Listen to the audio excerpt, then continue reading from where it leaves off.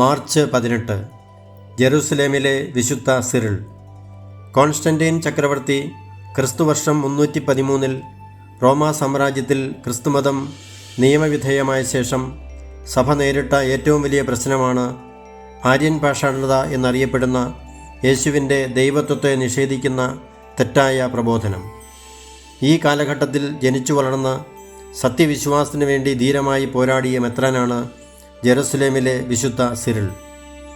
ആര്യൻ പാഷാണ്ഡതയ്ക്കെതിരെയുള്ള അദ്ദേഹത്തിൻ്റെ ധീരമായ നിലപാടുകൾ പിൽക്കാല സഭയ്ക്ക് വളരെ അനുഗ്രഹമായി മാറി. സത്യത്തിനു വേണ്ടി നിലകൊണ്ടതുമൂലം തൻ്റെ 38 വർഷത്തെ മെത്രാൻ ശുശ്രൂഷയ്ക്കിടെ 3 പ്രാവശ്യം നാടുകടത്തപ്പെടുകയും അങ്ങനെ 16 വർഷം പരദേശവാസിയായി കഴിയുകയും ചെയ്തു. 316 ജെറുസലേമിൽ ക്രൈസ്തവ മാതാപിതാക്കളിൽ നിന്നാണ് വിശുദ്ധ സിറിൾ ജനിച്ചത്. ഉന്നത വിദ്യാഭ്യാസം ലഭിച്ച അദ്ദേഹത്തിന് തിരുലിഖിതങ്ങളിലും തത്വചിന്തയിലും ആഴമായ പാണ്ഡിത്യമുണ്ടായിരുന്നു. 20ാമത്തെ വയസ്സിൽ ജെറുസലേമിലെ ബിഷപ്പായിരുന്ന വിശുദ്ധ മക്കാറിയൂസ് ഡീക്കനായും തുടർന്നു വന്ന ബിഷപ്പ് വിശുദ്ധ മാക്സിമസ് പുരോഹിതനായും സിറിളിനെ അഭിഷേകം ചെയ്തു. ഞായറാഴ്ചകളിൽ പ്രസംഗിക്കുന്നതിനും മാമോദിസ സ്വീകരിക്കാനിരിക്കുന്നവരെ അതിനായി ഒരുക്കുന്നതിനും വിശുദ്ധൻ നിയമിക്കപ്പെട്ടു. ഇതിനൊക്കെയായി അദ്ദേഹം തയ്യാറാക്കിയ വിശുദ്ധ സിറിളിൻ്റെ കാറ്റഗസിസ് എന്നറിയപ്പെടുന്ന രേഖ പ്രാചീന ദൈവശാസ്ത്ര പ്രബോധനം എന്ന നിലയിൽ വളരെ പ്രധാനപ്പെട്ടതാണ്. വിശുദ്ധ മാക്സിമൂസിന് ശേഷം സിറിൾ ജെറുസലേമിലെ മെത്രാനായി നിയമിക്കപ്പെട്ട ഉടനെയാണ് ഗാഗുൽത്തായുടെ നേരെ മുകളിൽ ആകാശത്ത് വലിയ പ്രകാശത്തിൽ കുരിശ് പ്രത്യക്ഷമായത്. ഒലിവുമല വരെ നീളമുണ്ടായിരുന്ന സൂര്യനേക്കാൾ പ്രകാശമാനമായിരുന്ന ഈ കുരിശിൻ്റെ ദർശനം മണിക്കൂറുകൾ നീണ്ടുനിന്നു. ഇതേക്കുറിച്ച് വിശുദ്ധൻ കോൺസ്റ്റന്റൈൻ ചക്രവർത്തിക്ക് എഴുതിയ കത്ത് ചരിത്രരേഖയാണ്. സിറിൾ മെത്രാൻ ആര്യൻ പാഷാണ്ഡതയെ ശക്തമായി എതിർത്തു. എന്നാൽ തെറ്റായ പ്രബോധനത്തെ അനുകൂലിച്ചിരുന്ന മെത്രാന്മാർ ഒരുമിച്ചുകൂടി കോൺസ്റ്റന്റീനിയോസ് ചക്രവർത്തിയുടെ അനുമതിയോടെ സിറിൾ മെത്രാനെ ജെറൂസലേമിൽ നിന്ന് പുറത്താക്കി. 2 വർഷത്തിന് ശേഷം വിശുദ്ധൻ തിരിച്ചെത്തിയെങ്കിലും പ്രശ്നങ്ങൾ അവസാനിച്ചില്ല. വീണ്ടും അദ്ദേഹം നാടുകടത്തപ്പെട്ടെങ്കിലും കോൺസ്റ്റന്റീനിയോസ് ചക്രവർത്തിയുടെ പിൻഗാമിയായി സ്ഥാനമേറ്റ ജൂലിയൻ ചക്രവർത്തിയുടെ കാലത്ത് നാടുകടത്തപ്പെട്ട എല്ലാ മെത്രാന്മാരെയും തിരിച്ചു വിളിച്ചു.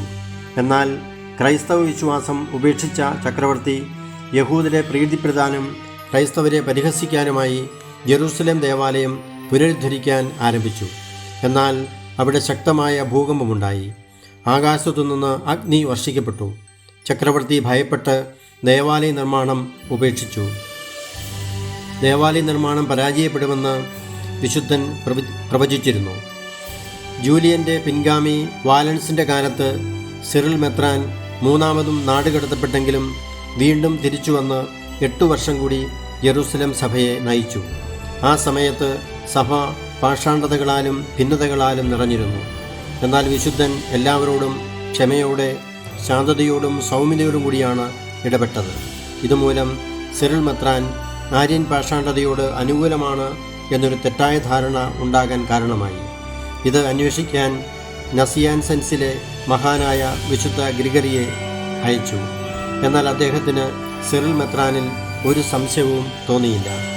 381 നടന്ന കോൺസ്റ്റാന്റിനോപ്പിൾ കൗൺസിലിൽ ജെറുസലേമിലെ സഭാധ്യക്ഷൻ എന്ന നിലയിൽ സിറിൾ മെത്രാൻ മുഖ്യസ്ഥാനം അലങ്കരിച്ചു. ആര്യൻ പാഷാണ്ഡതയ്ക്കെതിരെ ഈ കൗൺസിൽ ശക്തമായ നിലപാട് എടുത്തു.